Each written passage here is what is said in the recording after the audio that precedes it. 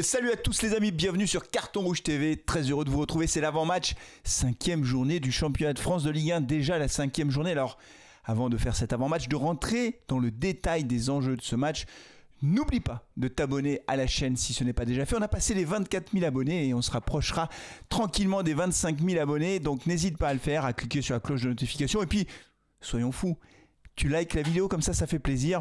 Et on pourra démarrer sereinement cette vidéo, les amis. C'est un match très important que les Verts vont jouer vendredi soir à Nice. Un déplacement difficile face à une équipe de Nice. Et on va commencer par cette équipe de Nice d'ailleurs qui a démarré son championnat moyennement, on va le dire comme ça, puisque pour le moment les Niçois ont enregistré une victoire, ils ont 4 points, une victoire, ils ont gagné 4-1 à Angers, ils ont fait un match nul à domicile face à Toulouse, un but partout. Leur dernier match c'était une défaite à Marseille 2-0, je vais en parler dans quelques instants, et lors de la première journée ils avaient perdu à Auxerre 2-1, donc c'est un début de championnat un peu compliqué pour les Niçois. Ils ont 4 points au classement, ils sont 12e, 6 buts marqués, 6 buts encaissés.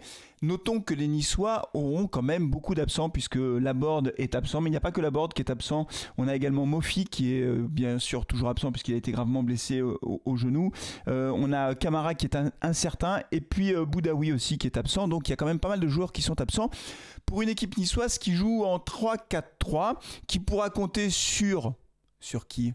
Sur Dante. Dante. 41 ans. 41 ans. Incroyable. Pardon. Il est arrivé à Nice en 2016, le Brésilien. C'est un joueur qui a joué avec l'équipe du Brésil. De mémoire, il a un peu plus d'une dizaine de sélections avec le Brésil, donc ça fait longtemps qu'il est à Nice. Et il est toujours là, il est indéboulonnable. 41 ans, rendez-vous compte. À côté, Younis Abdelhamid, c'est un tout jeune, c'est un bébé en fait à côté. Qu'est-ce que vous voulez que je vous dise? 41 ans, c'est incroyable. Il est né en 1983. Et donc il est toujours là. Alors il a été remplacé lors des derniers matchs.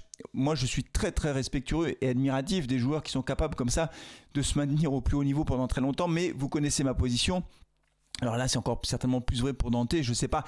J'ai vu un petit peu jouer, mais pas plus que ça, donc je me ferai une opinion plus sérieuse quand je le verrai face à Saint-Etienne s'il est titulaire. Mais je pense qu'à partir d'un certain âge, c'est quand même difficile, même si tu t'entretiens, même si tu fais attention à ce que tu manges, si tu as une hygiène de vie parfaite.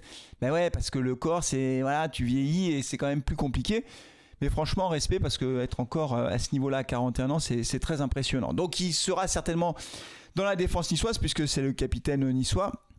Et donc Nice qui aura bien sûr à cœur d'effacer sa défaite à Marseille. Et c'est une défaite 2-0 avec notamment un très beau but en deuxième mi-temps, un but dans la lucarne, belle frappe enroulée dans la lucarne. Et c'est une défaite qui ne reflète pas réellement la physionomie du match. Alors c'est un match que j'ai regardé, Marseille avait quand même la possession de balle, mais malgré tout quand on regarde les occasions, le nombre de tirs, etc., franchement je pense que Nice aurait pu marquer.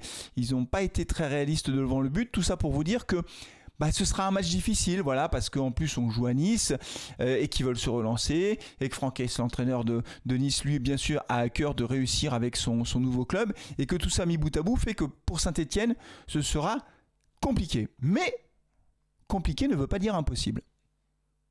Et non, parce que nous c'est l'inverse, on est sur une victoire à domicile face à Lille.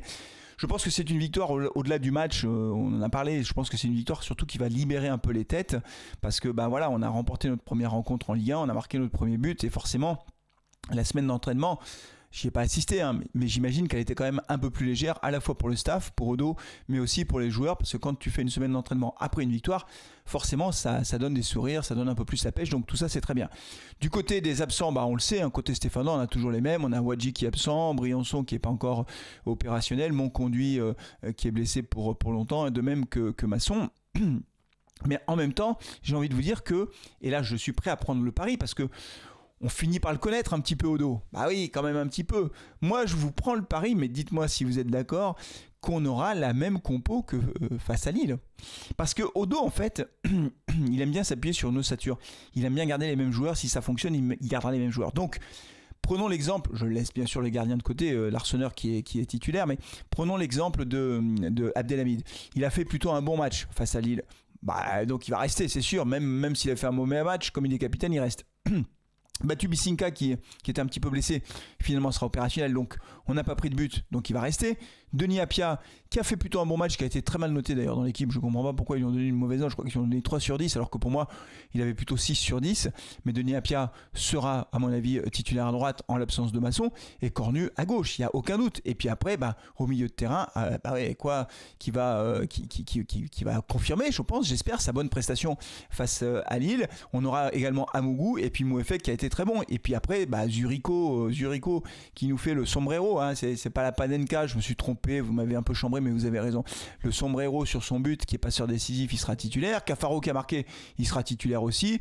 Et puis devant on va voir si Stassin réussit à être plus réaliste, mais je pense que lui aussi sera titulaire. Donc en fait il n'y a pas de surprise à attendre du côté de la compo de l'AS Saint-Etienne. Je pense qu'on aura exactement le même 11 de départ que face à Lille, et tout l'enjeu pour les Stéphanois finalement ce sera de tenir défensivement, notamment sur coup de pied arrêté, parce que vous le savez c'est quand même notre point faible depuis le début de saison, même si face à Lille on n'a pas pris de but. Il faudrait d'ailleurs que je regarde combien on a pris de buts au total sur coup de pied arrêté. Je pense que c'est 80% des buts qu'on a pris, ils sont sur coup de pied arrêté, et donc voilà, il faudra être très très vigilant sur coup de pied arrêté. Et après on ne sait pas, sur un contre, la vitesse de Zurico Davitashvili, Cafaro qui a quand même trouvé le chemin des filets, qui avait tapé la transversale face au Havre, c'est quand même peut-être lui qui s'est montré le plus dangereux offensivement depuis le début de saison. On aura forcément quelques opportunités de mettre un ballon au fond, et si on est réaliste, on est capable de marquer à Nice. Voilà, donc bien défendre sur les coups de pied arrêtés et être très réaliste, très opportuniste quand nous aurons quelques occasions. Savoir gérer les temps faibles aussi, ça aussi c'est très important, surtout quand tu joues à l'extérieur. Tu sais bien qu'à un moment donné, tu vas prendre la vague, les Niçois portés par leur public vont arriver 1 fois, 2 fois devant les buts.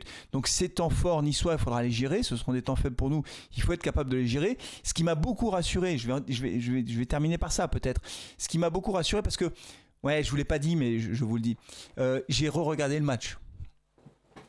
Ah oui, Saint-Etienne-Lille, j'ai regardé une deuxième fois. Gisèle m'a dit, mais qu'est-ce que tu fais? C'était le lendemain. Hein. J'ai dit, mais qu'est-ce que tu fais? Qu'est-ce que tu regardes? Je dis, je regarde Saint-Etienne-Lille. Mais tu l'as déjà regardé hier soir? Ouais, mais je le regarde encore. Et en fait, en le regardant une deuxième fois, c'est marrant parce que tu vois des trucs que tu vois pas en direct. Alors en plus, moi, comme je commente les matchs, je vois pas tout. Mais franchement, ce qui était très, très, très significatif et très, très encourageant, c'est les sorties de balles, en fait, hein. On n'était pas en panique, hein. Même quand il y avait une grosse pression lilloise, on a fait du jeu en triangle, on a sorti les ballons proprement. Techniquement, c'était beaucoup plus juste. Donc ça veut dire que quand on a un temps fort de l'adversaire, si on est capable comme ça de rester serein et de sortir proprement les ballons, moi je dis on peut aller faire un résultat à Nice. Voilà, on est capable d'aller chercher un résultat à Nice. Il va falloir engranger les points, c'est le titre d'ailleurs de ce débrief de cet avant-match. Il faut continuer à engranger les points, et voilà, et si on fait match nul, déjà ce sera très bien de faire un match nul à l'extérieur. D'ailleurs c'est mon pronostic, match nul de Saint-Etienne, 1 but partout à Nice. Et toi, quel est ton pronostic? Tu le mets en commentaire. On se retrouve vendredi soir en direct pour la 5e journée du championnat de France, et on espère que nos Verts vont ramener un bon résultat de la Côte d'Azur. C'est tout pour cette vidéo, merci beaucoup d'avoir suivi. D'ici vendredi et le live, prenez soin de vous, de vos proches, et allez les Verts. Ciao.